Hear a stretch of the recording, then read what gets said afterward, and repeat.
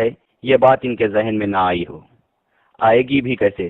جو گنبد خضرا کو ہی ڈھانے کی بات کرتے ہیں وہ اس کی نسبت کا کیا احترام کریں گے؟ آئیے اب ان کی اصل حقیقت آپ کو بتاتے ہیں۔ یہ دیکھیے، کعبہ شریف کی تصویر غالین کے نیچے لگائی گئی ہے۔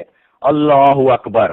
جبکہ انہیں پتا ہے کہ غالین پر لوگ چلتے پھرتے ہیں۔ اب اس ویڈیو میں دکھایا جا رہا ہے کہ قالین کے نیچے بیت اللہ کی تصویر ہے۔ تو محترم بھائی، یہ تو بیت اللہ کی تصویر ہے، بیت اللہ کے اوپر پاؤں رکھ کر چڑھے ہوئے ہوتے ہیں، بیت اللہ کی چھت پر یعنی۔ تو بیت اللہ کے اوپر چڑھنا گناہ نہیں ہے، کجا یہ کہ فوٹو نیچے آؤ۔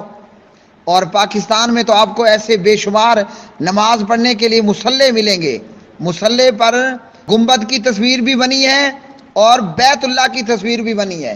تو یہاں پاکستان میں گھروں کے اندر آپ دیکھیں، نماز پڑھنے کے مصلے ہیں، ان پر گنبد بھی ہے اور ان پر بیت اللہ بھی بنا ہوا ہے۔ تو مصلے پر تو ہر ایک کے پاؤں آتے ہیں۔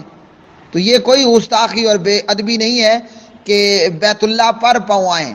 بیت اللہ کی چھت پر پاؤں سے چڑھنا گناہ نہیں ہے۔